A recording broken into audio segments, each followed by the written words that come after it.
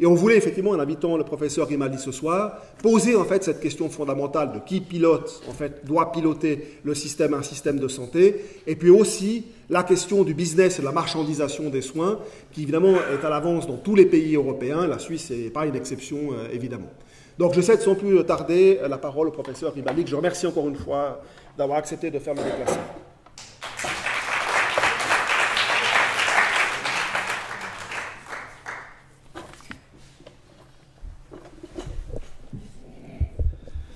Bien, merci de cette invitation.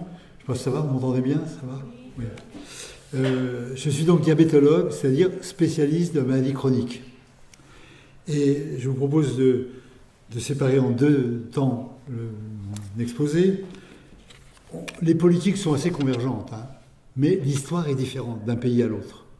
Donc ces politiques convergentes s'expriment sur des histoires différentes, et je vais vous parler de l'histoire de la France. Et puis ensuite, on pourra discuter de quelles solutions. Qu'est-ce qu'il y a comme politique alternative? Parce que vous pouvez dire non, mais j'ai compris qu'on ne peut pas tout à fait dire oui, c'est-à-dire proposer une alternative, ce qui serait l'essentiel. Alors l'histoire de la France, je ne vais pas remonter à Mathusalem, mais 45, la guerre mondiale, en France. 45, c'est, en France comme en Angleterre, comme beaucoup en Europe, la création de l'État-providence, c'est-à-dire une république démocratique et sociale. Et la particularité de la France, c'est que l'État a failli à collaborer avec l'occupation allemande. Donc alors que les Anglais vont confier la santé à l'État, Beveridge crée le NHS, santé gratuite, gérée par l'État, financée par l'impôt. En France, méfiance de l'État. On va adopter le système de caisse à l'allemande, créé par Bismarck, où c'est des cotisations salariales et patronales qui financent la santé. Ce que la gauche va appeler le salaire socialisé. C'est une partie du salaire qui est mis collectivement de manière solidaire. Ce que les patrons vont appeler les charges sociales intolérables, qui pénalisent la France dans la compétitivité. Alors néanmoins, la sécurité sociale va avoir deux particularités. On crée la sécurité sociale, mais ses recettes sont sanctuarisées, sont distinctes du budget de l'État. En gros, on dit, les problèmes liés à la santé, aux accidents du travail, à la famille, à la retraite, c'est tellement important que nous consacrons une somme dédiée sur laquelle l'État ne peut pas mettre la main. Donc ça, c'est un point important. Et deuxièmement, qui va gérer ça? Eh bien, les organisations syndicales à l'époque. Pour 2 tiers les organisations syndicales, 1 tiers les organisations patronales, puis ensuite, ça sera le paritarisme. Au fond, c'est pas complètement illogique. C'est quoi la santé en 1945? C'est pas les greffes cardiaques, c'est pas les dialyses, c'est les indemnités journalières. Quand l'ouvrier est malade, il perd son salaire pour payer son loyer, pour nourrir sa famille, etc. Donc c'est essentiellement les indemnités journalières. C'est en gros 2,5% du PIB. Et assez logiquement, qui gère ça, les indemnités journalières? Les partenaires sociaux. Alors, c'est une avancée quelque part, on peut dire, ils ont repris du mouvement mutualiste historique du mouvement ouvrier l'idée d'une autogestion. Alors, elle n'est que partielle, hein, parce que qui décide du montant des cotisations, c'est l'État. Qui décide de combien on paye les médicaments, c'est l'État. Donc c'est une espèce de cogestion. Mais historiquement, étaient nés, dans la logique bismarckienne, les mutuelles, qui étaient très diverses. Il y avait des mutuelles bourgeoises, les mutuelles du patronat, et puis il y avait des mutuelles ouvrières, qui étaient plus ou moins liées au mouvement syndical. Donc si on crée une sécu avec santé gratuite, à la limite comme en Angleterre, alors les mutuelles, elles n'ont plus rien à faire. Donc la Fédération nationale de la mutualité française, très bourgeoise, qui est très discréditée parce qu'elle a collaboré avec le régime de Pétain, de Vichy, avec les Allemands, en 1946, reprend le dessus Elle est contre la sécurité sociale, mais en 1946, elle s'y rallie parce qu'on lui crée ce qu'on appelle un ticket modérateur. On dit à la mutualité, OK, vous allez gérer 20% des remboursements. Donc on va avoir en France, système unique au monde, pour le même soin, deux financeurs. Financeur sécurité sociale, on peut dire public si on veut, et financeur assurance privée, qui au début sont des mutuelles, c'est des militants. Bon. Puis ça va devenir autre chose, ça va devenir les assureurs. Hein. Alors c'est 20%, puis ensuite c'est 30% en ville, 20% à l'hôpital. Donc dès 1946, la mutualité, c'est des assureurs privés à but non lucratif, mettent la main sur le système, rentrent dans le système. Ça va avoir une conséquence. Hein. La conséquence, c'est qu'on a double frais de gestion en France. Frais de gestion des complémentaires santé privés, dont certaines sont à but non lucratif, d'autres sont des compagnies d'assurance lucratives, 7,5 milliards. Frais de gestion, 7,6 milliards. Frais de gestion de la Sécu, 7 milliards. Donc la Sécu, qui rembourse 80% des soins, a des frais de gestion très inférieurs au privé. Hein. Alors, 1947, on continue. Il y a une loi qui s'appelle la loi Maurice, du nom d'un député, qui s'appelle loi en défense des intérêts de la mutualité, c'est-à-dire des assureurs privés à but non lucratif. Et cette loi interdit à la sécurité sociale de créer sa propre assurance complémentaire, mais permet aux mutuelles de fonctionnaires de gérer l'assurance obligatoire. Sauf une exception, l'Alsace-Moselle. L'Alsace-Moselle avait connu le système allemand. Et donc ils ont un régime spécial. Ils ont voulu garder leur régime. Et c'est la sécurité sociale qui gère la complémentaire, moyennant une petite cotisation supplémentaire. Donc il n'y a pas de doublon de frais de gestion. Et la cotisation supplémentaire, qui était à 1,5% du salaire, des revenus, est passée à 1,3%. Mais c'est un système obligatoire. C'est-à-dire que vous êtes salarié du privé en Alsace-Moselle, vous avez la Sécu comme tout le monde, plus de façon obligatoire la complémentaire, qui fait que vous êtes mieux remboursé que les autres citoyens français. Et que ça coûte moins cher. Parce que vous n'avez pas des frais de gestion colossales. Il n'y a pas de concurrence. C'est obligatoire. Alors, on a donc un système mixte pour le financement, qui nous met donc, je vous dis, deuxième derrière les Américains sur les frais de gestion. Ensuite, on a les Allemands, parce qu'ils ont leur caisse en concurrence, mais enfin, on est deuxième.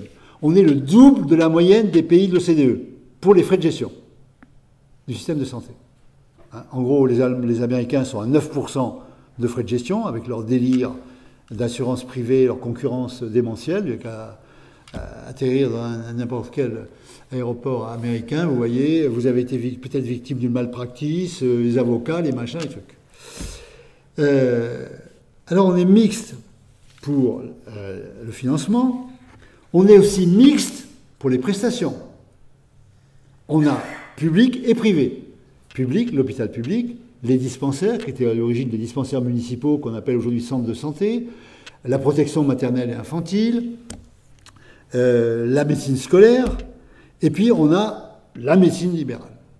La médecine libérale, c'est le médecin dans son cabinet qui est payé à l'acte et qui, historiquement, était avec tact et mesure, selon l'apparition chrétienne. C'est-à-dire que les riches payaient pour les pauvres, selon le principe de fraternité chrétienne. Alors, cette médecine libérale, historiquement en France, elle s'est construite contre l'État, contre la Sécu. Contre l'État, parce que depuis la Révolution française, on en parlait tout à l'heure, 1793, les révolutionnaires créent des officiers de santé pour les régions où il n'y a pas de médecins, les déserts médicaux de l'époque, avec des personnels qui sont entre l'infirmière et le médecin, mais qui ne sont pas passés par les facultés de médecine. La médecine libérale des facultés n'aura de cesse d'obtenir la suppression des officiers de santé.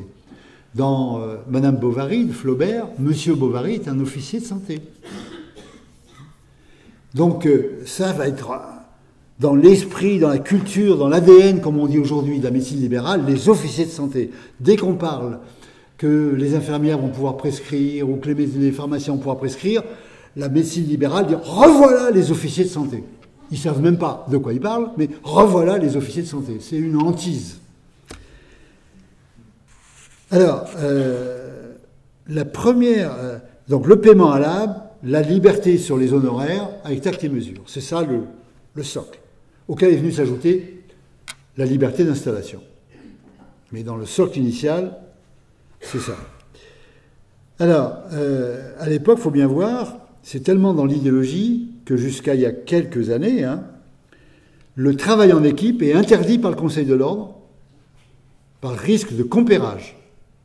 C'est-à-dire que vous allez vous adresser les malades les uns les autres sans utilité. Donc c'est interdit. Aller vers, ce qui est devenu aller vers faire la médecine préventive. Aller vers non pas ceux qui viennent vers vous, mais vous allez dans le foyer des travailleurs, vous allez dans les usines, vous allez dans les écoles, etc., pour faire de la médecine préventive. Ça, c'est coupable de racolage. Donc, on voit ce qu'on crée, en gros, c'est un système de soins, pas un système de santé. Et la France, qui va être très bonne sur les soins, on va être dans les classements premier, deuxième avec les Japonais. En termes de prévention et d'inégalité sociale, on est très mauvais. On est juste avant les anciens pays de l'Est, on a toujours été très mal classé. Même quand en 2000 on dit que la France a le meilleur système de santé, c'est avec plein de critères, c'est discutable, mais en tout cas en termes d'inégalité sociale et de prévention, on est mauvais. Et ça tient à ça. Alors, 58, une grande loi. On voit que ces lois se préparent longtemps à l'avance. La loi de 58, elle est possible parce que le général de Gaulle est revenu aux affaires, c'est la guerre d'Algérie, et il va légiférer par ordonnance. C'est pas une loi, c'est une ordonnance. Avec un grand mandarin, Robert Debré, qui a été dans la Résistance, qui avait déjà fait un programme de santé, qui était un mandarin, pédiatre, et qui était le père du Premier ministre. Ça aide pour faire passer les ordonnances. Ce Robert Debré, grand mandarin, est rallié à lui, parce que c'est pas pensable autrement, de jeunes médecins progressistes qui sont mendésistes. Je ne sais pas si vous vous rappelez de Mendès France, qui était un homme de gauche, qui avait été aussi dans la Résistance. Et donc ces jeunes, qui vont certains avoir prix Nobel, Dossé, sont dans les spécialités en progrès à l'époque de l'immunologie. L'immunologie pour Jean Dossé, l'hépatologie pour Fauvert, la néphrologie pour Legrain. Donc c'est des sciences modernes. Notre système est en retard. Notre système est resté sur le système anatomo-clinique. La discipline phare reste l'anatomie. Alors que la biologie avance. Quelques-uns ont fait le voyage des USA et se rendent compte que c'est plus possible de faire fonctionner les grands hôpitaux le matin à mi-temps avec les pauvres dans les salles communes pour décrire à l'autopsie les correspondances entre la maladie et ce qu'on trouve comme lésion. Bon, ce modèle-là est obsolète. Et donc en 58 vont être créés les CHU, les centres hospitalo-universitaires, avec le plein temps hospitalier. Vous êtes médecin à l'hôpital, vous travaillez matin et midi, vous avez une triple mission qui est le soin, l'enseignement, la recherche. Et parallèlement, on met en place l'humanisation des hôpitaux, la fin des grandes salles communes que j'ai connues. Et en gros, le modèle nouveau devient le modèle biologico-clinique qui ne fait pas disparaître l'ancien modèle, mais qui se surajoute au modèle ancien. C'est la guerre. L'ensemble du corps médical est contre. L'Académie de médecine est contre. L'Ordre des médecins est contre. Les syndicats libéraux sont contre. Alors, par exemple, un patron, qui s'appelait Villain par ailleurs, dit plein temps, le seul plein temps à l'hôpital est le staphylocoque. Il dit recherche, qu'est-ce qu'on va chercher? Les dossiers égarés. Bon. Donc, c'est hyper violent, hein. Il y a des menaces de mort. Jamais Robert Debré était interdit de conférences dans certains hôpitaux. Ça serait jamais passé par une loi si le Parlement avait voté. Les médecins sont trop puissants au Parlement, le lobby des médecins. Et pour faire venir les chirurgiens à l'hôpital, Robert Debré va être obligé de faire une concession. On crée un secteur privé pour les malades des chirurgiens. C'est-à-dire, vos malades pourront venir à l'hôpital au lieu que vous alliez opérer dans les cliniques privées. C'est comme ça qu'on crée le secteur privé. Robert Debré se dit c'est une affaire d'une génération. Il s'est trompé parce que son petit-fils, Bernard, qui était urologue, a transformé son service à Cochin en clinique privée. Il n'a fait que du privé. Comme quoi les grands-pères. Alors, conséquence de cette loi très progressiste, encore une fois, préparée déjà 15 ans avant, pendant la guerre, au Conseil national de la résistance, va avoir deux effets néfastes. Premièrement, c'est une coupure aggravée entre la ville et l'hôpital. La ville, c'est la médecine libérale, le médecin seul dans son cabinet, qui fait des actes. L'hôpital va être, lui, le plein temps, en gros fonctionnaire, avec le secteur privé, mais qui reste surtout pour les chirurgiens, et ça va être une coupure complète, malgré la construction du privé à l'hôpital. Et puis, ça va être l'hyperspécialisation.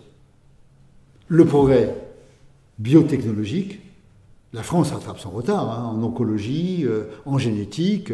La France, qui était très en retard, est parmi les très bons. Cette hyperspécialisation va dire que les services, parfois, sont spécialistes d'une seule maladie. Et au fond, pas tout à fait anormal. Vous dites, tout le monde sait que pour les artistes, comme pour les comédiens, on fait bien ce qu'on fait souvent. Simplement, du coup, la médecine générale, complètement reléguée. La médecine de premier recours est reléguée. Quand arrive aux urgences, les services de spécialité disent, nous, on n'en veut pas. Les malades polypathologiques, c'est pas mon domaine.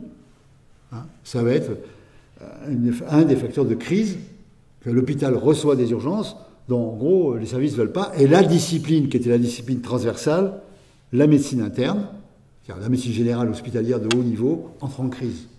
Elle était le socle commun, et là, elle est marginalisée. Robert Debré, qui était un visionnaire, comme quoi dans les mandarins il y avait de tout, mais il y a aussi des très bons, 73 se rend compte de ça. Il fait une conférence, il dit « J'ai fait que la moitié de la réforme, j'ai raté ». Devant un parterre de petits mandarins. Ce que j'ai fait avec la biologie, dit-il, en faisant venir les biochimistes, les biophysiciens pour travailler avec nous à l'hôpital, vous devrez le faire avec la santé publique. Il faut que les psychologues, les sociologues, les économistes, les statisticiens viennent à l'hôpital. Évidemment, c'est un mandarin, il dit « travaillez avec nous ». Mais alors on l'écoute poliment, il est à la retraite, on s'en fout, et rien n'est fait. Alors, dans cette logique de spécialisation, dans les années 90, un certain nombre de chirurgiens ultra spécialisés et d'économistes de la santé inventent le concept « la médecine devient industrielle ». Finalement, grâce au progrès de la science, il s'agit d'appliquer des procédures. Plus besoin d'être très grand clinicien, l'échographie remplace. Le robot va remplacer la souris, va remplacer le bistouri. Donc, le médecin devient un ingénieur ou un technicien supérieur. L'hôpital devient une entreprise. Ce qui est bon pour l'entreprise, le processus qualité de l'entreprise, doit être appliqué à l'hôpital. À la même époque, naît l'idée qu'il n'y a pas deux sortes de gestion de collectifs humains, il n'y en a qu'une, le privé. C'est-à-dire la recherche de la rentabilité pour les prescripteurs, pour l'établissement. Il n'y a pas une gestion publique et une gestion privée. Tony Blair explique ça très bien. Il y a la mauvaise et la bonne gestion, il n'y a pas le public et privé. Donc il faut introduire dans l'hôpital le gérer comme une clinique, avec la recherche du clinique commerciale, une recherche du profit. Là encore, ça fait consensus, hein. Gauche et droite, tout le monde est d'accord. Jean de Carvazoué, qui était le directeur des hôpitaux de gauche, écrit un « que sais-je » aux presses universitaires sur l'hôpital. Et il dit la chose suivante. Le mot marketing choque, mais c'est bien de cela dont il s'agit. L'hôpital cherche à vendre. Et il vend quoi? Il vend des séjours. Et c'est comme ça qu'on va mettre en place la tarification à l'activité, avec l'idée d'avoir les mêmes tarifs dans la clinique commerciale et à l'hôpital, parce qu'après tout, le canal carpien fait à l'hôpital ou fait en clinique, pourquoi ça serait différent? La cataracte fait en clinique à l'hôpital, pourquoi ça serait différent? Donc on va vers les conjoints et on mettra en concurrence sur un marché administré les cliniques et l'hôpital, et on obligera l'hôpital à fonctionner comme une clinique commerciale. C'est ça l'idée. Et derrière, il y a l'idée, ça obligera les hôpitaux à changer leur statut et à devenir des établissements privés à but non lucratif, puis derrière à changer le statut du personnel, qui deviendra un personnel sous contrat, individuel. Bon, donc, il faut de la... comme on dirait maintenant, Musk, il faut enlever la régulation, il y en a marre de la régulation, il faut plus de liberté, etc., etc. Et en 2004, on introduit la tarification à l'activité. En 2008, on la généralise pour tout, y compris pour le diabète. Ce qui me met en colère. Parce qu'évidemment, elle est absurde. Elle est assez logique quand vous dites, ben oui, c'est un geste technique, très standardisé. Au fond, ça fonctionne. Ben, le canal carpien, vous coupez un ligament, il n'y a pas beaucoup d'écart type, il n'y a pas beaucoup de variations. Une séance de dialyse, c'est une séance de dialyse. Une cataracte, ou pas... Bon, il n'y a pas beaucoup de variations. Mais la maladie chronique, il y a un spécialiste en face de moi. Ah, ben ça dépend, quel âge il a. Ah, ben c'est les autres maladies. Et comment il le vit. Ah, ben il est observant, il n'est pas observant. Il suit pas. Enfin bon, c'est psychosocial, c'est culturel. C'est quoi pour lui la bonne santé? C'est quoi être malade pour lui? C'est quoi pour ses parents? Enfin bon, chaque cas est un cas. Hein. Et puis, comme vous êtes dans la maladie chronique, vous êtes en échec. Le progrès, il est continu. Ce qui était vrai hier est plus vrai le lendemain. Bon, les procédures sont... Alors, bon, non, ça ne marche pas du tout. Hein. J'ai pas intérêt à hospitaliser les patients, je peux pas... Oui, mais c'est rentable. Ah ben, je vais hospitaliser si c'est rentable. Bon. Et je peux en raconter des anecdotes et beaucoup. Alors, à gauche, il y a un vieux principe quand même qui est 10 minutes de temps de travail. C'est un progrès social. Donc, en France, on va adopter les 35 heures. Mais on applique les 35 heures à l'hôpital comme dans l'entreprise. On va mettre 35 heures, mais il faut faire des gains de productivité. Alors, on bloque les salaires. Donc, les salaires des infirmières, c'est à moitié de chez vous, j'ai appris tout à l'heure. J'ai failli m'étrangler. Bon. 2, elles sont polyvalentes. Fini les équipes. Elles peuvent être un jour dans un service, elles sont infirmières. Elles sont en pédiatrie, puis ensuite elles seront en urgence, puis ensuite elles seront en cardiologie. Et puis, le temps de travail, on va le découper, comme sur une chaîne de production. Quand il y a besoin, il y a besoin. Quand il n'y a pas besoin, il n'y a pas besoin. Donc, on détruit les équipes. En 2009, il y a une loi dite HPST, Hôpital Patient Santé Territoire, que nous on appelle loi Bachelot, du nom de la ministre, où on supprime les services hospitaliers. On remplace ça par les pôles de gestion. Alors, derrière, au nom de la lutte contre le mandarinat, qui est à juste titre, mais derrière, on jette le bébé avec l'eau du bain, c'est-à-dire on jette l'équipe avec l'eau du bain. Et c'est comme ça que un malade va voir une infirmière un matin, une autre un autre matin, une autre matin, mais tout ça se fait par le reporting, il n'y a pas de problème. Passe son temps à raconter, il n'y a plus de transmission entre les équipes, il n'y a plus de réunion de service, on est sur la chaîne de production. Et après, on perd le sens de son travail. Alors, en gros, la France a un système mixte qui fonctionne en silo. Pour le financement, je vous ai dit, public et les compagnies d'assurance privées, mutualistes ou non mutualistes, ou à but créatif, la prestation, qui est publique ou privée, maintenant la gestion est un peu pareille, et la gestion elle-même du système est double. La gestion de l'hôpital est faite par l'État, qui décide des tarifs. Et la gestion de la ville est faite par la sécurité sociale qui négocie avec les syndicats des libéraux. Tous les 5 ans, une grande négociation. Donc c'est 2 systèmes de gestion. Donc on a un système mixte complet. Au fond, ce système était assez adapté à la maladie aiguë. Maladie aiguë, geste technique simple pour la ville. Maladie aiguë grave, geste technique complexe pour l'hôpital.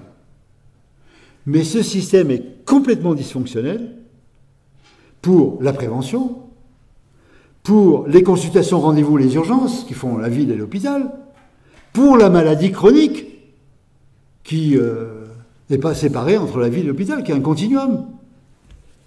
Il y a 24 millions de Français qui ont une maladie chronique. C'est 12% des patients pris en charge à 100% par la Sécu, c'est 60% des dépenses de santé. Donc la maladie chronique est le grand sujet.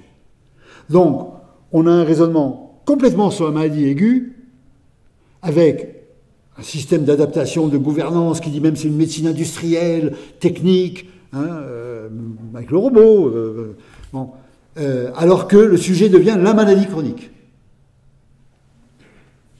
Alors, autre grand thème du système de santé, je regarde l'heure quand même que je... Vous m'interrompez, si vous voulez, à un moment donné que c'est pas clair, vous dites, hop, là, on ne comprend pas, c'est pas comme ça. Quelle régulation? Quelle régulation du système? Vous connaissez la définition de l'OMS. La santé, c'est pas seulement l'absence de maladie, c'est un état de bien-être physique, psychologique et social. C'est le bonheur. Bon. Moi, je trouve cette définition, je ne sais pas comment vous en pensez. Beaucoup de gens disent qu'elle est stupide. Elle n'est pas stupide du tout, je la trouve très intelligente. Seulement, il faut savoir qu'est-ce qu'on en conclut. Moi, j'en conclus, ça veut dire que la santé, c'est pas réductible à la médecine. Mais vous pouvez en conclure l'inverse. La vie n'est que médicale. C'est le panmédicalisme. Vous avez un souci de santé? Vous vous sentez mal? J'ai un médicament. Vous avez des jambes sans repos? J'ai un médicament. Vous êtes un peu triste? J'ai un médicament. Votre enfant travaille mal à l'école? J'ai un médicament pour lui. Bon, le panmédicalisme. C'est comme ça que toutes les enquêtes disent 20 à 30% des prescriptions et des actes sont injustifiés. C'est un marché infini. C'est un business colossal. Je suis sûr que dans la salle, vu la moyenne d'âge, chez les hommes, on devrait regarder un peu leur prostate, faire une IRM, c'est ce qu'il y a de mieux pour dépister un petit cancer. Et pour les dames, on ferait une échographie de la thyroïde. Et on va bien trouver quelques nodules. Et si c'était un cancer, ça vaut le coup d'opérer. En France, 2/3 des ablations de la thyroïde ont lieu sans ponction biopsie pour vérifier si c'est bénin ou pas. Bon. Alors, vous savez, Knock, c'est quoi la santé? Un état précaire qui n'annonce rien de bon. Un malade bien... Qu'est-ce que c'est qu'un bien portant? Un malade qui s'ignore. Bon, il suffit pour passer de bien portant à malade de rencontrer un médecin. Alors, vous avez 2 types de régulation possibles. Vous n'y échappez pas. Lorsque vous aurez pris le pouvoir, que vous serez président de la Suisse, vous aurez ce problème-là. Vous devez réguler. Aucun gouvernement d'aucun régime peut dire on ne régule pas la santé. Le général de Gaulle, en 58, non, c'est en 67. 67 dit, 68, il faut qu'il sera. 67, il dit à Pompidou, 6% du PIB pour la santé, mais où va-t-on? Où va-t-on?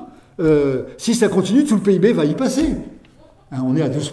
Bon. Donc, voilà, évidemment. Alors, il y a que deux méthodes. Il n'y a pas 36. Soit vous réduisez l'offre et vous budgétisez, et le risque, c'est le rationnement. Confère l'Angleterre. Système national. Tous les premiers ministres anglais sont obligés de promettre qu'ils vont mettre des milliards dans le NHS. Quand ils ont fait le Brexit, le thème c'était l'argent qu'on va récupérer de l'Europe, on le mettra dans le NHS. En France, on n'a jamais ce débat, hein. Je ne sais pas comment vous, mais nous, c'est au contraire qu'il faut faire des économies. C'est jamais qu'on doit payer plus. L'autre versant, c'est on recourt au marché. Le marché, vous allez faire de la santé comme vous faites pour acheter votre bagnole, pour, je ne sais pas quoi, acheter vos clémentines. Vous faites le marché, vous regardez les prix, vous regardez la qualité, et vous faites un compromis en fonction de votre budget. Tout à l'heure, on a mangé ensemble. Le restaurateur me disait, je ne vois plus jamais les médecins. Il a un trop souvenir, c'est un coût incroyable. Il comptait, il dit, oh, moi, depuis que je suis adulte, je les ai vus 4 fois, un médecin. Bon. Donc, le système américain, hein, vous payez la santé, soit par une assurance, soit de votre poche. Alors, évidemment, ça entraîne inégalité sociale. Hein, ça, inévitablement. Le premier méthode en tient risque de rationnement. La deuxième méthode, inégalité garantie. Bon, les USA, c'est le comble du comble. Hein, il y a encore 30 millions d'Américains qui n'ont pas de couverture santé. Quand vous êtes malade, vous pouvez mettre votre appartement sous hypothèque, vous pouvez vous endetter jusqu'au cou pour payer vos soins. Hein, je me rappelle de la présidente de l'ADA, l'association du diabète américaine, une diabétique disant qu'elle était très fière parce que mes parents se sont sacrifiés pour payer ma pompe. En France, personne ne se sacrifie pour payer la pompe. Bon. Alors, lorsqu'il y a eu l'Obamacare, dans le New York Times, il y avait un article. Quel est le meilleur système de santé, l'américain ou l'anglais? Réponse, le français. Alors, les Américains dépensent entre 16 et 17% du PIB pour la santé, avec des résultats de santé publique catastrophiques et des inégalités sociales majeures. Les Anglais dépensent entre 9 et 10% du PIB, avec rationnement, on en a parlé. Et la France dépense 9% public et 3% privé, 12%. Donc un système mixte qui a été classé à une époque meilleur système. Alors, en France, on a mis en place cette double régulation. Régulation par limiter l'offre et contrainte budgétaire. En 71, on décide numerus clausus. L'idée est la suivante. En médecine, disent les économistes, ils n'ont pas tort, c'est l'offre qui crée la demande. C'est-à-dire, c'est le médecin qui crée le malade, ce qu'on disait tout à l'heure. Bon, c'est un peu caricatural, mais... En gros, il y avait l'idée, c'est le médecin qui crée les examens inutiles, les actes inutiles, donc on va diminuer. Et qu'est-ce qu'on fait? De 71 jusqu'à la fin des années 90, on diminue le nombre d'étudiants en médecine de 8500 à 3500. Et là, c'est continu. Gauche, droite, cohabitation, on ne voit aucune différence. Tout le monde est d'accord.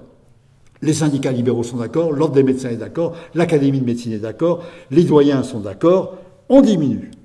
La Sécu va même payer 10 000 médecins pour qu'ils partent en retraite anticipée. Pendant qu'on a depuis fait rentrer des médecins étrangers, le même nombre, pour les déserts médicaux. Mais en même temps, on ne change pas le système. On diminue, mais liberté d'installation. Ben où ils vont les médecins?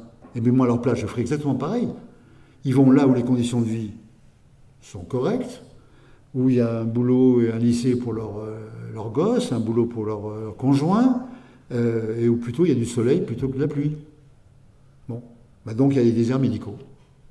Donc on a créé de toutes pièces des déserts médicaux, au nom de la loi du marché, avec la médecine libérale qui est liberté et liberté.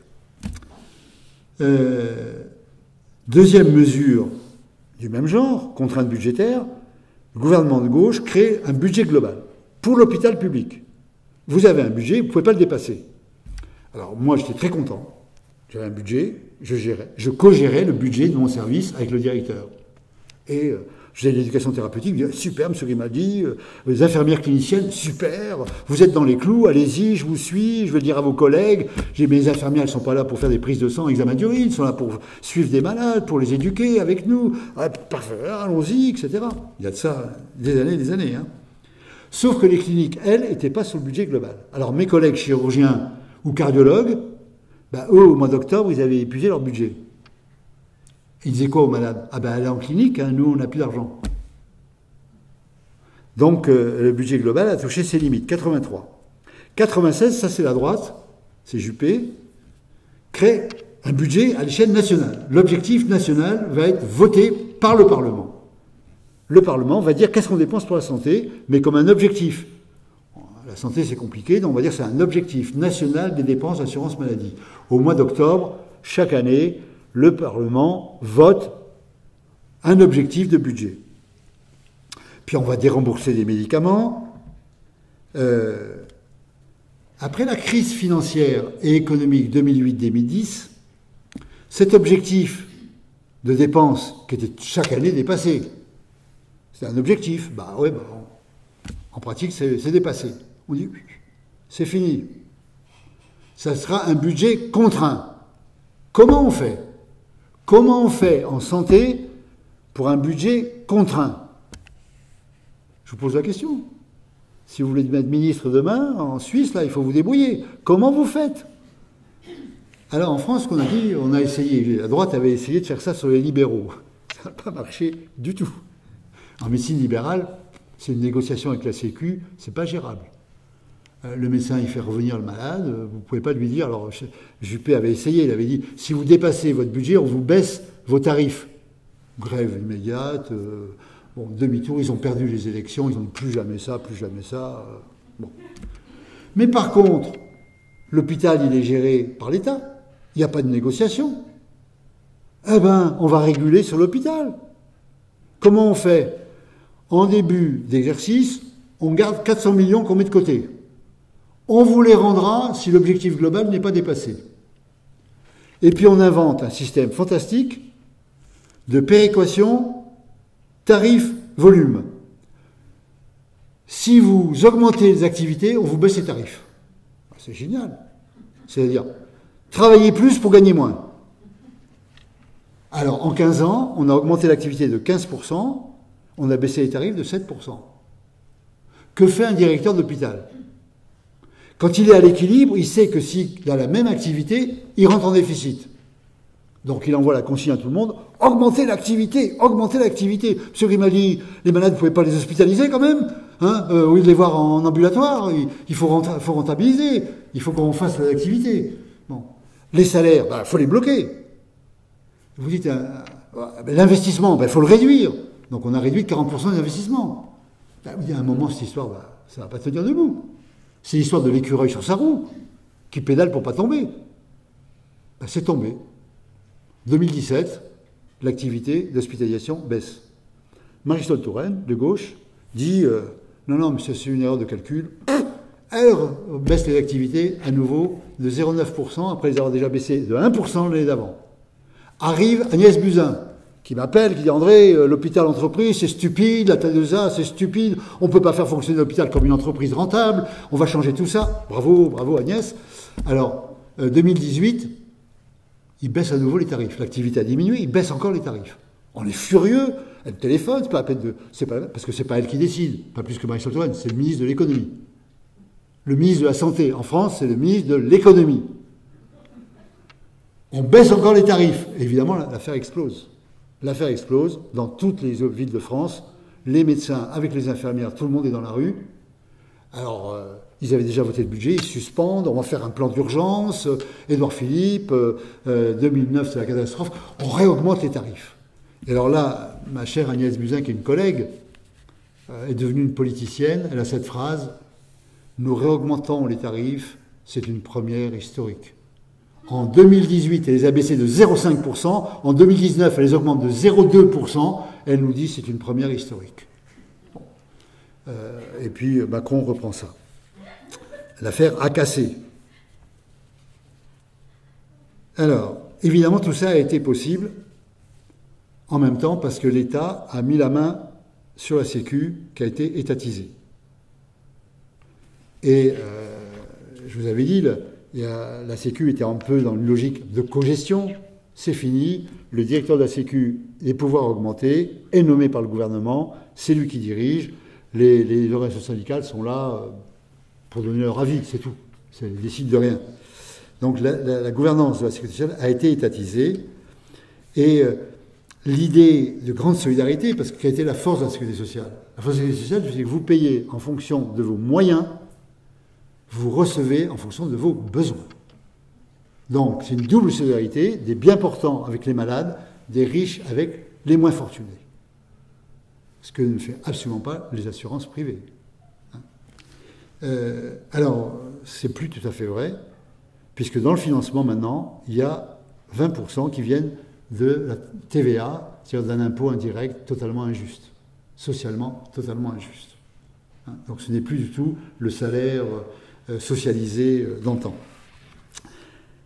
Alors, la privatisation, elle, en gros, que vous connaissez déjà vous, et que peut-être vous allez accentuer, je ne sais pas, c'est votre votation, elle se fait par une technique diabolique, donc c'est la mise sur le marché, quoi, l'utilisation des règles du marché.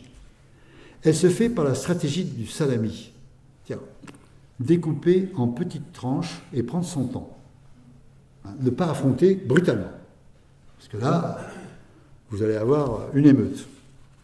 Alors déjà, je vous l'ai dit, en 1946, on file aux assurances privées 20% et 30%. En 1980, Raymond Barre, à droite, crée le secteur 2, dépassement d'honoraires. Donc ça, c'est la logique privatisation. Que certaines mutuelles vont rembourser, que d'autres ne vont pas rembourser. La MGEN, les enseignants, ne remboursent pas. Mais les assurances privées peuvent rembourser.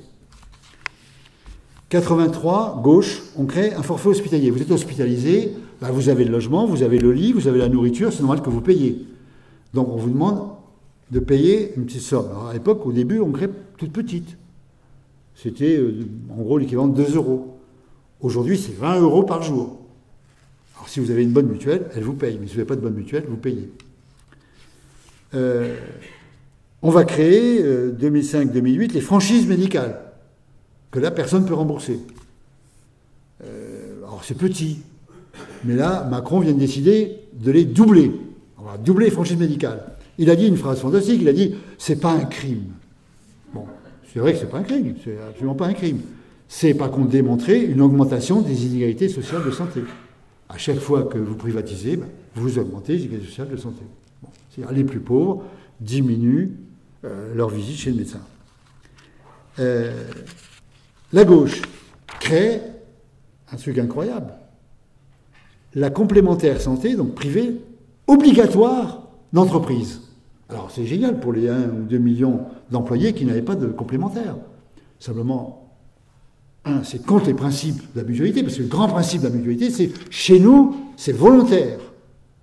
Les assurés sont responsables, ils sont volontaires. L'idée de l'obligation, c'était leur grand argument contre la Sécu. Et là, on crée une obligation de complémentaire d'entreprise. En plus, on crée pourquoi? Pour des gens jeunes, actifs. C'est-à-dire, on crée une sélection du risque. Et qu'est-ce qui va se passer? C'est que ces complémentaires d'entreprise sont des tarifs raisonnables. Pour les retraités, les tarifs individuels ont grimpé. Tous les retraités, peu fortunés, ont diminué leur couverture, ont rétrogradé leur gamme. Et puis la dernière, toute dernière, c'est que le ticket modérateur, c'est-à-dire ce que ne rembourse pas la Sécu, qui était de 30%, Michel Barnier vient de décider que ça serait 35%. Bon, la technique du salami. Et à la fin, on arrive à la chose suivante. 50% des soins courants ne sont plus remboursés par la Sécu.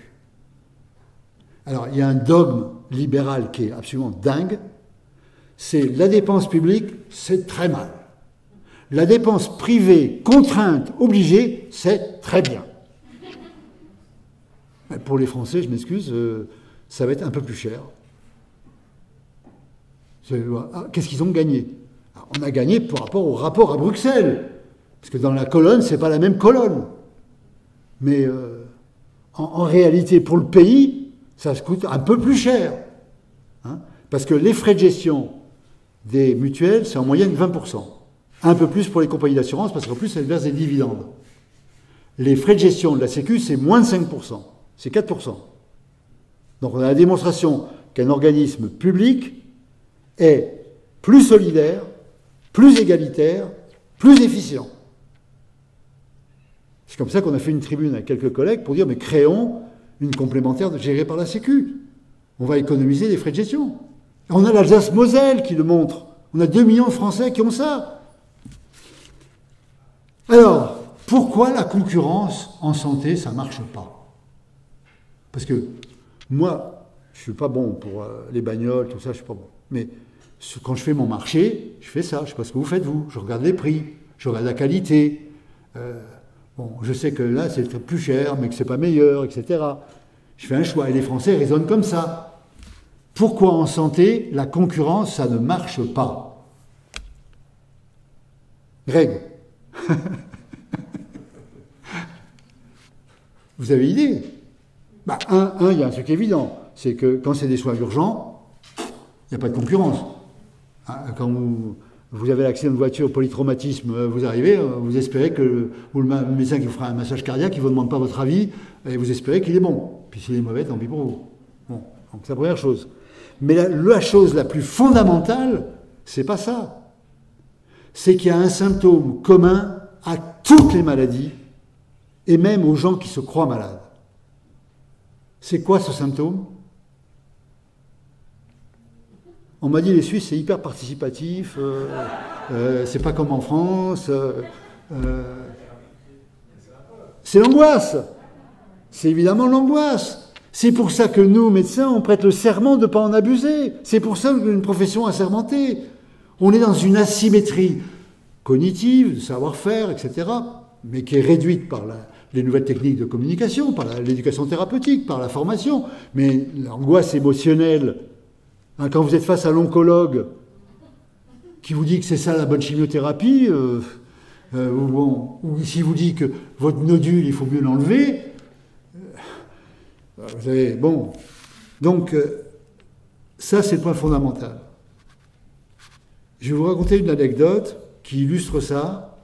En 2012, avec des collègues, on rencontre un ancien Premier ministre de la France. On lui explique notre point de vue. Il lui dit, messieurs les professeurs, je vous comprends, je comprends vos valeurs, et d'ailleurs, pour l'essentiel, je les partage. Mais il faut être lucide. La santé devient un business mondial. La France est très bien placée sur ce secteur. Qu'on le veuille ou non, qu'on le regrette ou pas, il y aura des hôpitaux 5 étoiles, 4 étoiles, 3 étoiles, comme il y a des hôtels 5 étoiles. La Jet Society arrivera dans ses jets privés et sera transportée en hélicoptère dans les suites des hôpitaux 5 étoiles. J'étais avec un ami, Jean-Paul Vernant, qui est onco-hématologue, qui avait fait le plan cancer en France, qui lui dit « Monsieur le Premier ministre, ça existe déjà, ça ne marche pas. » L'autre est interloqué. Il lui dit « Et où est-ce que ça existe ?» Et Jean-Paul Vernant lui dit « C'est quoi d'autre que l'hôpital américain de Neuilly ?» Neuilly, c'est le quartier chic de Paris où il y a un hôpital américain.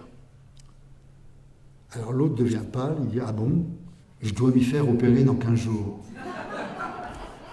Là-dessus, Jean-Paul Vernant, très froid, s'il y a bien un endroit où je ne me ferai pas opérer, c'est là. Panique à bord. Voilà mon problème. Est-ce que vous n'avez pas un collègue qui pourrait s'occuper de moi? Donc vous êtes Premier ministre de la France et vous pensez, comme tout le monde, que si c'est cher, c'est sûrement que c'est mieux. Alors, maintenant, mettez-vous dans la situation suivante. Votre fils ou votre petit-fils a une maladie sérieuse. Vous allez à l'hôpital pédiatrique et on vous dit le professeur peut le voir rapidement dans sa consultation privée. C'est un peu cher, 500 €. Mais vous savez, il y a son assistant, qui ne fait pas de privé. Il est très très bon aussi. Il peut le voir si vous le voulez. Qu'est-ce que vous faites? Vous vous dites, si pour des raisons d'argent, je prends le risque pour la santé du petit, c'est pas possible. Donc je vais m'endetter s'il faut, je vais taper la famille, mais on va prendre ce qu'il y a de mieux. C'est ça, c'est un bien supérieur qui détermine tous les autres biens. Et c'est pour ça que ça ne peut pas être réglé par le marché. On a eu en France un président de la République qui est mort d'un cancer. En fin de vie, il a été voir des charlatans.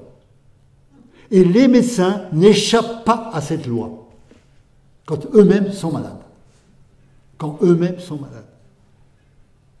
On est tous pris par ça. Donc ça, c'est le point le plus fondamental. Alors, face à l'échec de l'hôpital-entreprise, face à l'inadaptation de la médecine libérale à l'ancienne, ben, se développe quoi? La financiarisation. On est rentré, sans aucun débat politique, sans aucune votation en France, sur un système de privatisation rampante, mais financiarisé. Alors, Big Pharma, je ne fais pas de dessin, ils sont plus forts que les États. Vous avez vu qu'on a eu le Covid, ils ont imposé leurs tarifs aux États en fonction de ce qu'ils sont prêts à payer. Israël a payé très cher, ils ont eu le vaccin. L'Europe a payé moins cher, ils sont mis à plusieurs, en secret, bon, etc. Il est exclu de lever le brevet, alors que c'est une pandémie mondiale. Que Biden a dit qu'il était pour la levée du brevet, que Merkel a dit qu'elle était contre, et que Macron a dit qu'il était d'accord avec l'un et d'accord avec l'autre. Les labos de biologie, alors c'est le modèle, hein, Big Pharma, ils ont inventé un truc, enfin il faut que je vous le dise quand même, qui a, au tournant du siècle, ils ont fait le casse le plus génial qui soit. Comment on calcule le prix d'un médicament?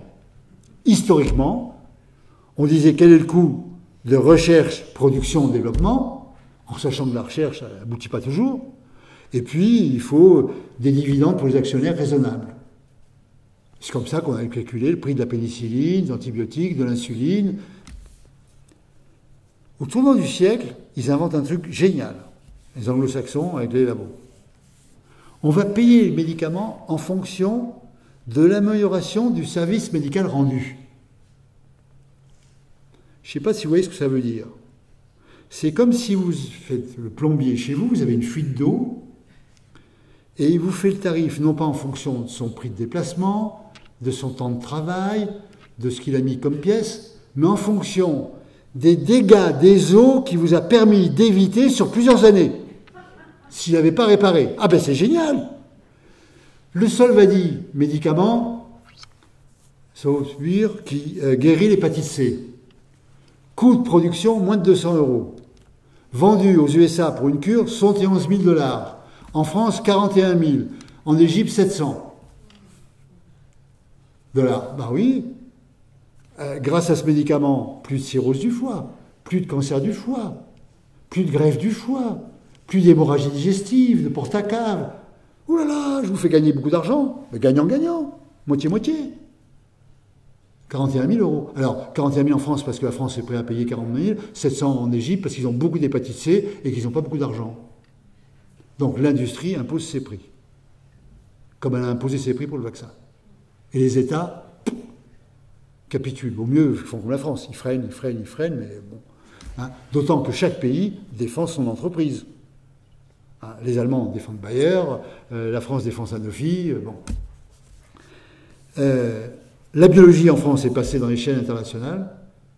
Alors avant, il y avait une règle éthique qui était les professionnels doivent gérer l'outil de travail.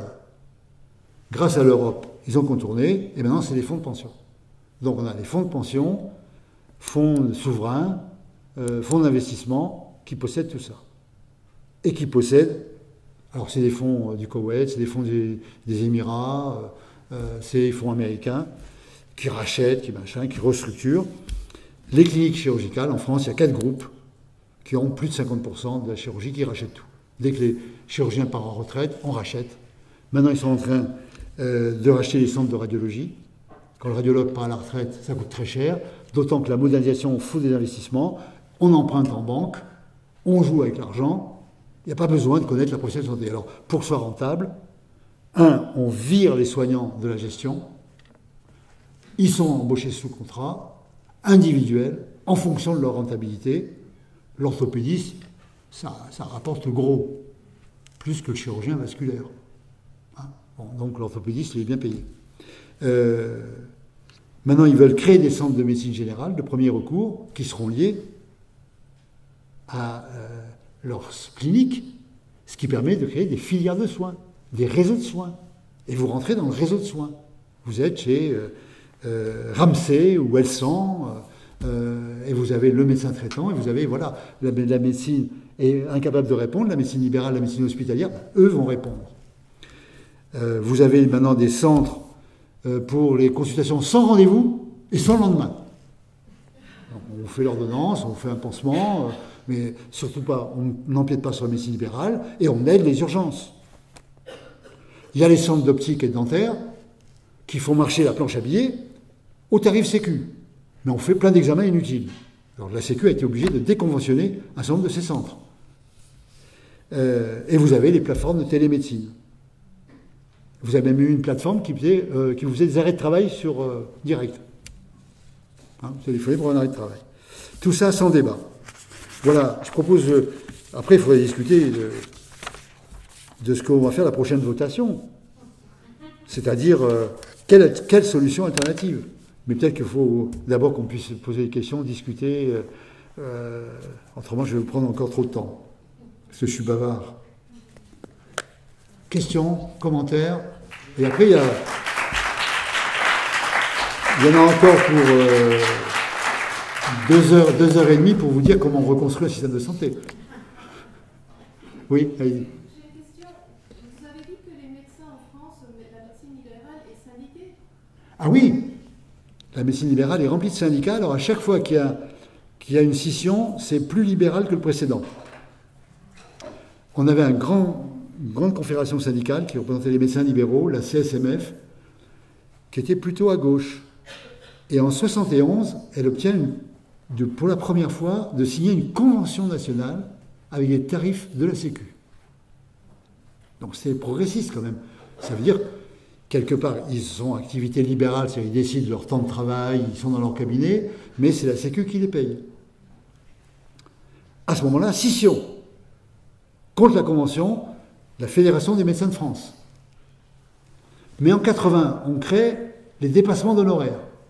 Avec l'idée de la droite, ça permettra les spécialistes de les payer plus cher, ils feront payer leurs malades, les dépassements d'honoraires, ou les assurances, mais comme ça, on va limiter le tarif de la consultation remboursée. La CSMF, qui avait signé la Convention, hurle. C'est un coup de poignard dans le dos. Mais la FMF, qui était la scission libérale, elle est d'accord, elle signe. Et donc ça passe. Et après, il y a le syndicat de la médecine libérale, SML. Puis maintenant, il y a l'Union pour la médecine libre, qui eux sont pour déconventionner tout le monde. Et qu'on revienne avec tact et mesure du médecin. Donc à chaque fois, on a... Et alors à chaque fois, c'est une surenchère, parce que aux élections, c'est à qui sera le plus libéral.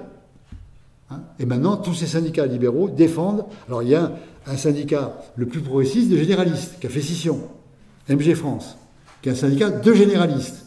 Mais ce même syndicat, en 2015, fait un communiqué de victoire parce qu'ils ont obtenu que la vaccination soit interdite chez les pharmaciens. Vous vous rendez compte, 4 ans avant le Covid. La victoire, c'est un syndicat corporatiste. La vaccination, ben oui, quand c'est 25 € la consultation, une vaccination, paf, 25 €, c'est bon. Figurez-vous qu'au début du Covid, quand il y a eu les vaccins, la Sécu a payé dans les centres de vaccination, elle payait à la vaccination, à la piqûre. Donc il y a des médecins qui ont fermé leur cabinet pour aller dans les centres, parce que le week-end, ils gagnaient 3 000 €. Tiens, on ne paye pas on dirait on paye une mission. Vous passez l'après-midi à vacciner, vous avez une mission, et on ne vous calcule pas la vaccination, la piqûre. Le paiement à l'acte jusqu'à la caricature. Ils ont même dit, une lettre du directeur de la Sécu aux médecins libéraux, au syndicat de médecins libéraux, si vous rentrez les contacts des malades sur le site Contact Tracing, on vous paye 2 € par malade rentré. Si vous mettez un peu plus de données, 4 €. Donc le délire du paiement à l'acte. Mais quand vous avez que le paiement à l'acte, tout est un acte. Quand vous avez qu'un marteau, tout est un clou. Eh bien, on fait 3 consultations de prévention dites gratuites, entre 25 et 30 ans, entre 45 et 50, 60, 65 ans. Grand succès. Comment on fait? Paiement à l'acte. C'est-à-dire ceux qui n'en ont pas besoin vont venir. Ceux qui en ont besoin, ils ne seront pas là. Et qu'est-ce qu'on va faire? Eh bien, un grand questionnaire et une liste de prescriptions. On va payer les médecins qui sont débordés. Bon, le paiement à l'acte, voilà. Hein. Ouais, autre question? Oui? Est-ce qu'un Ah ben oui, mais il est rationné. Alors, le système anglais, ça a été le plus efficient, si on regarde ce critère-là. C'est-à-dire, en résultat de santé publique par rapport aux dépenses, c'est le modèle qui a été le plus efficient. Sauf qu'il est absolument rationné, bureaucratisé, et qu'il lui aussi subit la même politique, hein, gestion de type libéral. Dans toute l'Europe, c'est ça le dogme, hein, qui est arrivé depuis le New Public Management, quoi, hein, toutes ces théories, qui est l'État n'est pas là pour gérer, l'État est là pour assurer la concurrence libre et non faussée. Bon, en Allemagne, c'est tellement un dogme qu'ils mettent leurs caisses de sécurité sociale en concurrence les unes avec les autres. Bon, en France, au moins, le côté centralisé, la République, qui nous vient de la Révolution française, avait du bon de ce point de vue-là. Hein, de même quand il s'agit de gérer une pandémie. Alors, je veux juste ébaucher seulement l'alternative, parce que... Alors, on a un président, nous, c'est le président d'Europe, qui est le meilleur sur les discours.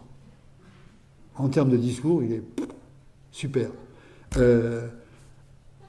Dans la première phase du Covid, quand on n'avait pas de vaccin, là, on a vu fonctionner un service public.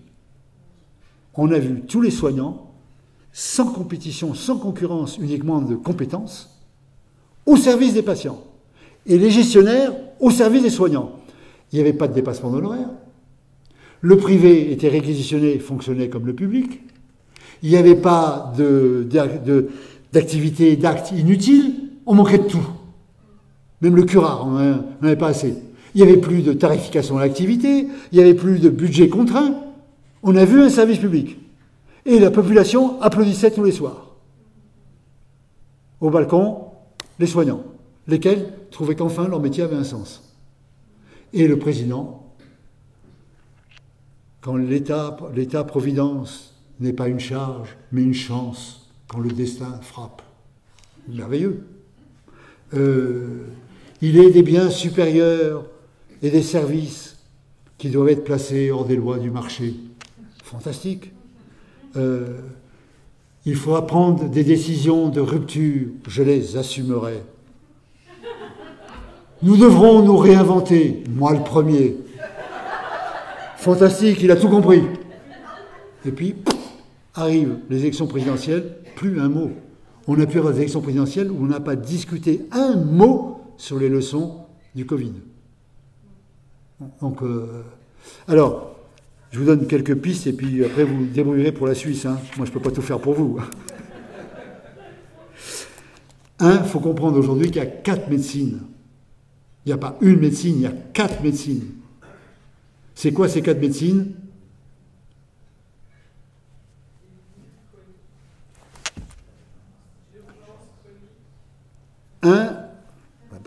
Les maladies aiguës, bénignes, gestes techniques simples. La médecine de ville, on pourrait seulement dire que les infirmières peuvent faire aussi, les paramédicaux, ce n'est pas une médecine qui doit être réservée seulement aux médecins. 2, les maladies aiguës graves, les gestes techniques complexes, l'établissement de santé. Ces 2 médecines sont fondamentalement centrées sur le traitement et sur l'équipe de soins.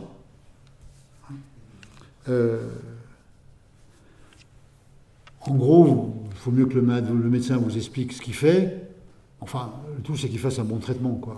Bon. Il y a un collègue allemand qui était chirurgien cardiaque. Il était spécialiste d'une valve du cœur, la valve mitrale. Il ne faisait que des valves mitrales. Et il me disait, moi, j'arrive, le thorax est ouvert, je répare la valve. Bon, il ne voit pas le malade. Il me disait, tu sais, finalement, on a beaucoup à apprendre de l'aéronautique, de l'aviation. D'ailleurs, les checklists sont incorporées là. Je lui dis, t'as raison, hein. Moi je vois pas le pilote, je m'en fous, je vois l'hôtesse. Du moment qu'il décolle et qu'il atterrit correctement, je m'en fous complètement, qu'il soit caractériel ou pas mon sujet. Bon, les malades, ils voyaient le cardiologue avant, le cardiologue après, l'anesthésiste. Bon, il était réputé, il faisait qu'une valve du cœur, d'accord. 3e médecine, les maladies chroniques. Ça, c'est une autre paire de manches. Quand on annonce qu'un jeune qu'il a un diabète insulinodépendant, ou un plus vieux comme moi qu'il a un maladie de Parkinson, On ne lui annonce pas seulement qu'il manque d'insuline ou que la dopamine, ça ne va pas. Et qu'on va donner un traitement suppléant, on ne peut pas le guérir, mais on peut le traiter. On lui annonce, ça ne sera jamais plus comme avant, c'est pour toujours. Il va falloir changer des comportements alimentaires, activités, etc. Peut-être de métier. Hein, vous êtes diabétique, alors vous vouliez être dans l'armée, vous vouliez être pilote, c'est fini. Vous avez 18 ans, 19 ans, on vous annonce que... puis vous vous dites, ça va changer le regard des autres. Comment j'annonce à mon copain ou à ma copine que j'ai une maladie chronique, que j'ai une sclérose en plaques? Comment la belle famille le prend? Bon. Donc il y a un risque, vous annoncez quelque chose, qu'il y a un changement radical dans la vie. Alors c'est variable selon la maladie, selon l'annonce, hein, évidemment. Si on vous dit que vous avez une tension un peu élevée, c'est pas pareil. Si vous êtes un grand obèse handicapé, c'est pas pareil. Hein. Vous subissez le regard des autres, les humiliations, l'humiliation au travail, les discriminations, etc. Donc il y a un risque d'effondrement psychique. Et la grande loi humaine, c'est la loi de l'homéostasie. L'homéostasie biologique, elle est connue depuis Claude Bernard, hein, c'est le milieu intérieur. La stabilité du milieu intérieur dans l'échange avec l'extérieur. Ça, pour les migrants, il y a une image de ce qu'est la vie qui est intéressante, c'est qu'une cellule qui a une membrane, si la membrane est très épaisse, qui n'échange pas avec l'extérieur, la cellule meurt. Si la membrane est très poreuse et que l'extérieur envahit la cellule meurt aussi. Donc c'est un problème de régulation de l'échange. Bon, qui permet de maintenir l'homéostasie. Alors il y a l'homéostasie émotionnelle. C'est-à-dire plutôt que s'effondrer psychiquement, l'être humain met en place des mécanismes de défense psychologique. Alors la grande loi, cette grande loi qui est peu connue, peu enseignée, et elle dit la chose suivante. Lorsque l'être humain a ses besoins primaires assurés, la faim, la soif, l'absence de douleur, le sentiment de sécurité, lorsqu'il n'est pas un migrant en Méditerranée ou dans la Manche, il donne la priorité à l'homéostasie émotionnelle sur l'homéostasie physique. C'est-à-dire ne pas se déprimer ou ne pas être paralysé d'angoisse, quitte à en mourir. Dans 1 an, dans 2 ans, dans 3 ans. Donc le grand paradoxe. Ne pas s'effondrer. Alors on sait que la dépression est 2 fois plus fréquente chez les patients atteints de maladies chroniques que dans la population de même âge, de même statut professionnel et éducatif. 2 fois plus fréquente. Ce qu'on ne sait pas, c'est combien ont des attitudes inadaptées pour ne pas s'effondrer. Et moi, ceux qui m'ont appris ça, c'est les bons médecins malades. Quand je vois certains qui se soignaient de manière ahurissante, alors qu'ils sont très bons, eux-mêmes malades. Donc c'est pas un problème. Être observant, suivre son traitement, c'est pas seulement un problème de connaissance. C'est un problème émotionnel. Ça, on n'enseigne pas assez. Enfin, ici, je connais des gens qui enseignent, mais c'est pas assez enseigné et compris. Donc, la médecine, alors je peux vous donner des exemples pleins, si vous voulez, de collègues. Hein. Pour prendre le plus célèbre, le plus grand interniste de France, arrive à l'âge de la retraite, il me fait venir dans son bureau, il me dit « André, tu vois, à mon âge, j'ai pas de lunettes, c'est pas la peine que je fasse l'examen du fond d'œil, pour voir s'il y a une atteinte de la rétine par le diabète. » J'étais ahuri, parce que si un étudiant lui dit ça, il le colle tout de suite. Hein. Et il a écrit des traités que tous les étudiants français apprennent. Ce même patron, aujourd'hui décédé, était l'élève d'un patron encore plus célèbre que lui, aveugle à cause du diabète. Et lors d'une cérémonie de remise de la Légion d'honneur, hein, il y a un collègue qui évoquait ça. Il disait, à l'époque, Pierre, tu lisais la radio à l'oreille du patient, tu glissais sa main sur le ventre des malades, si bien que les malades ne s'apercevaient pas que le patron était aveugle. Tu lui rendis ses yeux. Tu étais ses yeux. Tu lui rendis la lumière qu'il t'avait donnée. Plus personne ne dirait ça aujourd'hui. Hein. Bon, c'est la filiation.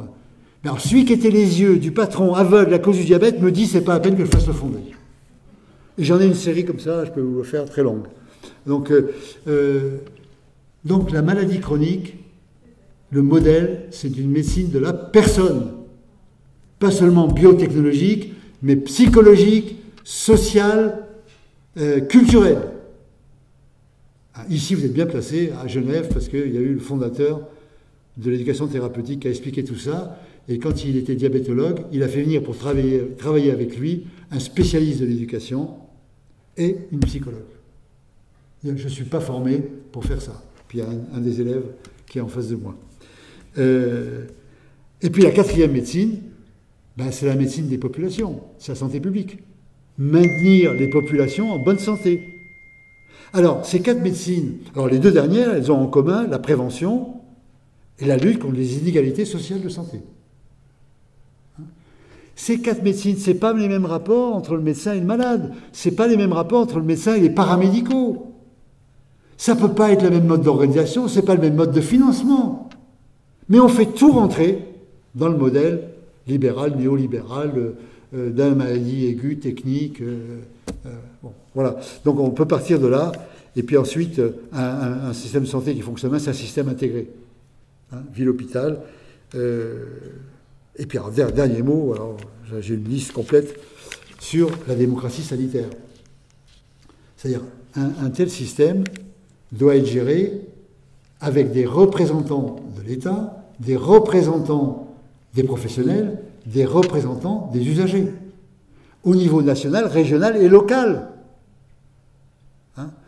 Pour décider si on fait la santé gratuite, tout n'est pas gratuit, puisqu'on a dit que c'est infini. Qu'est-ce qui relève de la solidarité, qu'est-ce qui n'en relève pas? C'est un débat démocratique. Qu'est-ce qu'on veut payer pour la santé? 12%, c'est trop, c'est pas trop. Oui, mais il y a 20% de choses qui servent à rien. Qu'est-ce qu'on rembourse collectivement? Bon, les cures thermales en France, c'est sacré. Je ne sais pas s'il faut les rembourser ou pas, parce que les vacances à la mer, ça fait du bien aussi. Le ski, ça fait du bien. Le poisson, 2 fois par semaine, c'est bon pour la santé. Est-ce qu'on rembourse? Peut-être pas. Alors, qu'est-ce qu'on rembourse? C'est un débat de société, sans parler de la planification. Et un mot sur la démocratie sanitaire à la base. On dit la démocratie sanitaire, on se souvient. C'est pas au ministre de la Santé de décider. Au ministre de l'Économie. Il faut que les représentants des usagers et des professionnels envisagent quel est le budget de la santé, qu'est-ce qu'ils pensent, et après, il y aura une articulation avec la démocratie politique. Il y a la démocratie sociale, les syndicats, démocratie sanitaire, démocratie politique. Comment ça s'articule? Avec ce que vous avez déjà comme acquis, vous, qui est la votation. J'ai compris, vous avez le droit de dire non. C'est déjà bien. Bon, nous, en France, on n'a rien de ça. Bon, on a une monarchie, avec De Gaulle, c'est quand le peuple disait « tire-toi », il se partait. Maintenant, on dit « tire-toi », il dit « je m'en fous, je reste ». Bon. Alors, je vous donne un exemple de démocratie sanitaire à la base. Lorsqu'il y a eu, et j'arrête parce que vraiment je déborde, lorsqu'il y a eu le Covid, dans mon hôpital, la Salpêtrière, il y a un type exceptionnel qui s'appelle Renaud Piarou, épidémiologiste, infectiologue, qui a travaillé à Médecins du Monde sans frontières, et il avait été responsable d'une équipe sur le choléra à Haïti. Et l'épidémie de choléra. Et un point essentiel, c'est d'où ça vient, comment ça se développe, donc avec des planifications absolument pour comprendre tout ça. Et contrairement à ce que disaient l'OMS, l'ONU, les grands spécialistes internationaux, qui disaient que c'est endémique, il fait la démonstration que c'était apporté par les casques bleus envoyés par l'ONU. Contre tout le monde, il y a tout le monde sur le dos. Et à la fin, on est obligé de reconnaître qu'il a raison, et le secrétaire général de l'ONU a été s'excuser et a financé les dédommagements. Pour lutter contre l'épidémie, il a compris qu'il fallait mettre en place des équipes mobiles qu'on envoie pour éduquer à l'éducation sanitaire et au traitement pour vaincre le choléra. Arrive le Covid, il repart, on n'a pas de vaccin, on n'a rien. Le seul traitement qu'on a, c'est soit ce que fait Boris Johnson en Angleterre, l'immunité collective spontanée, on laisse le virus se développer. Il va tuer quelques-uns, mais la population va avoir l'immunité.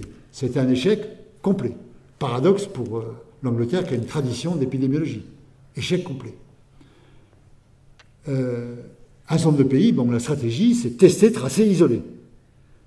Seulement tester, tracer, isoler, si vous êtes assez riche, un bon appartement, voire que vous êtes parti dans votre maison de résidence secondaire, à l'abri, vous pouvez gérer ça. À condition qu'il n'y ait pas des cons comme en France qui disent que le masque ne sert à rien. Bon, quand les Asiatiques disent « Qu'est-ce qui vous arrive ? Qu'est-ce qui vous arrive ? Pourquoi vous racontez une connerie pareille ?» Bon.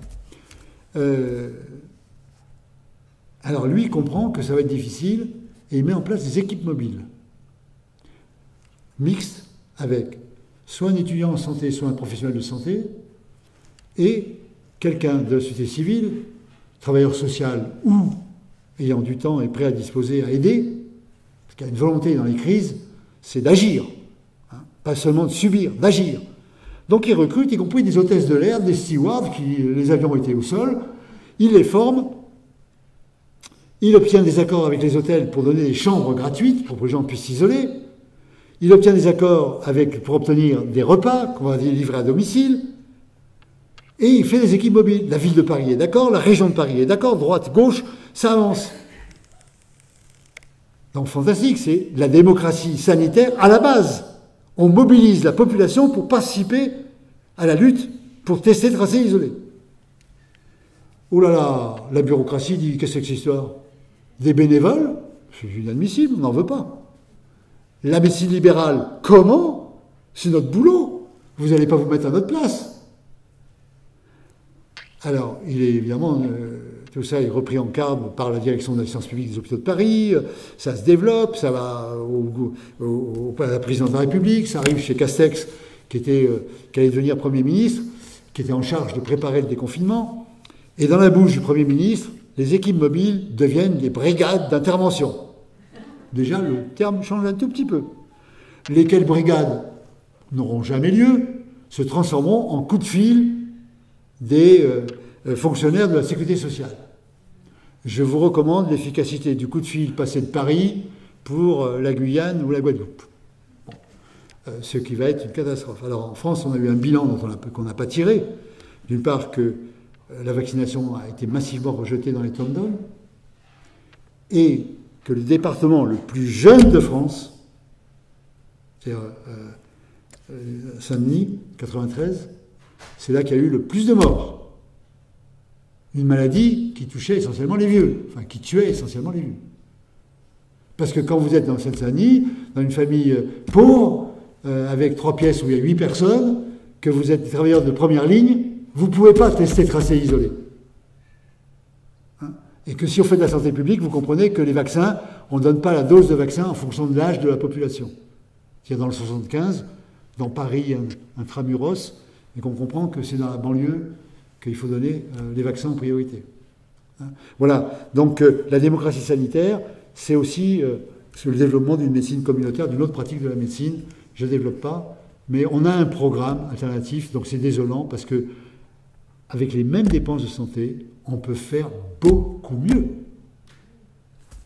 Ok, j'espère que je vous ai convaincu de venir vivre en France. Question, si vous voulez, je crois qu'on arrête là. Non, c'est pas, vous allez avoir tous les médecins suisses qui ne peuvent plus s'installer parce que la Suisse a fermé les installations. Ah bon ? Ah oui, vous n'allez plus avoir de déserts médicaux. Ah, ils vont tous venir en France ? Ah oui, ils seront plus... Mais ils vont venir, mais attends, ils sont pas fous quand même. Ils vont venir sur la côte d'Azur, ils vont venir à Nice. Non, je rigole pas. Là où les gens sont vieux, ont besoin de médecins, ils peuvent payer. Et en plus, il y a du soleil.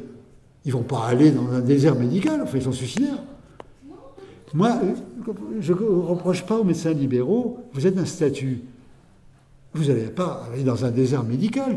À Marseille, les médecins sont dans les quartiers sud, les malades sont dans les quartiers nord. Ben, oui, mais c'est assez logique. Même d'un point de vue même sécurité.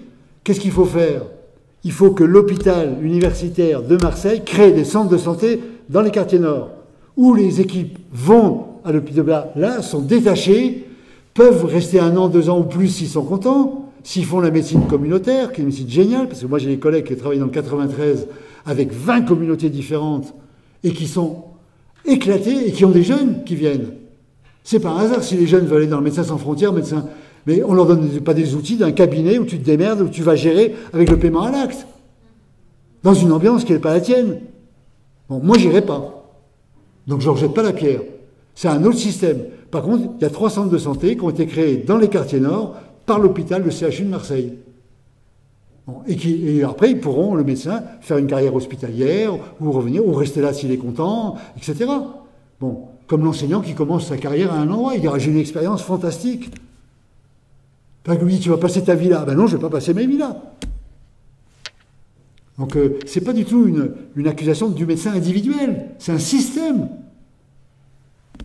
Donc, les médecins suisses sont bienvenus en France. Vous avez vu qu'un truc affolant quand même. On a eu un Premier ministre qui a dit qu'il allait faire créer un poste pour aller draguer des médecins africains et les faire venir en France. Alors, je ne sais pas si vous savez qu'on refuse les malades africains en France. Mais on veut bien leurs médecins. Ça s'appelle, je ne sais pas, c'est quelle idée. Que les médecins vont venir, qui ont été formés dans ces pays-là, on va les prendre, mais on ne prendra pas leurs malades. C'est-à-dire, nos déserts, on va les transporter chez eux. On ose dire ça. On ose dire ça. Ça passe.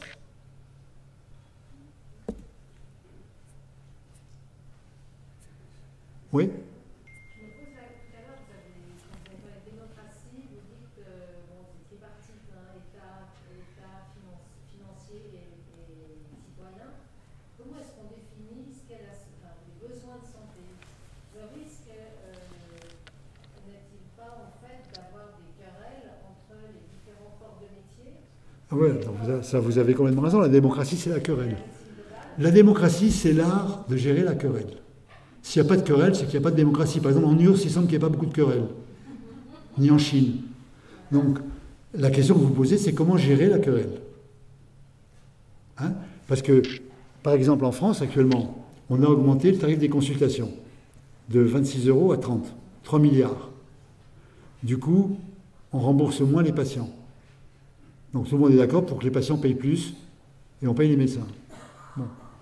Si on a une gestion collective, on va dire, il y a la démocratie sanitaire, on va s'exprimer plusieurs positions, avantages et inconvénients. Chacun va dire avantages et inconvénients. Hein. Et puis, il y a la démocratie représentative qui, à la fin, tranche. Mais sur la base d'un débat. Il y a eu un débat dans la société. Vous voulez dépenser combien pour la santé? 15%, 12%, 10%. Alors les bien portants ne veulent pas, les malades, eux, ils pensent que c'est important, et puis la démocratie tranche. Mais il y a un débat démocratique. Hein? Alors en principe, on est tous, en plus, non seulement des démocrates, comme les Américains, mais en plus, nous, on est des républicains. C'est-à-dire qu'on a une devise qui s'appelle égalité, liberté, égalité, fraternité. Alors on l'applique à la santé. Il se trouve que cette devise, elle est conforme avec l'éthique médicale. On pense encore en France que face à la maladie et à la mort, tous les citoyens doivent être égaux. Personne, même les libéraux, n'ose pas dire l'inverse. En pratique, chacun se débrouille. Mais enfin, le discours officiel, c'est celui-là. C'est pas le même discours aux USA. Hein. On n'a pas la même idée. Bon, alors après, comment on l'applique? Ça dépend des rapports de force. Alors, pour répondre à votre question, quand est-ce que la France a fait un bond en avant vers l'idée que la santé est un bien commun payé par la solidarité? En gros, c'est ça. Hein. C'est une valeur d'une société. Elle a fait un bond en avant que dans les crises sociales et politiques majeures. 45, la Sécu. 58, les CHU. 68, la grève générale qui va donner le service public hospitalier, la première convention nationale des médecins, l'autonomie des infirmières par rapport au monde médical. 86, 96, le sida, pour la première fois dans l'histoire de l'humanité, au lieu de se planquer ou d'être envoyés dans des sidatoriums, les malades se regroupent pour comprendre et agir. Face à une crise, les deux règles, c'est ça. C'est pour ne pas se déprimer, comprendre et agir. À ce moment-là, les médecins sont démunis, on est comme dans la phase du Covid avant le vaccin, on est à égalité face à la mort. Et ça va donner quoi? Le droit des malades. Un bond en avant, la loi de 2002, le droit des malades. Donc, à chaque fois dans la crise. Et là, on avait le Covid, on avait les beaux discours, on n'a pas eu la suite. Donc, en gros, des gens comme moi, un peu âgés, on essaie de faire ce qu'a fait Robert Debré, c'est-à-dire de préparer ce qui pourrait être une alternative, parce que nous sommes rentrés dans la période des crises.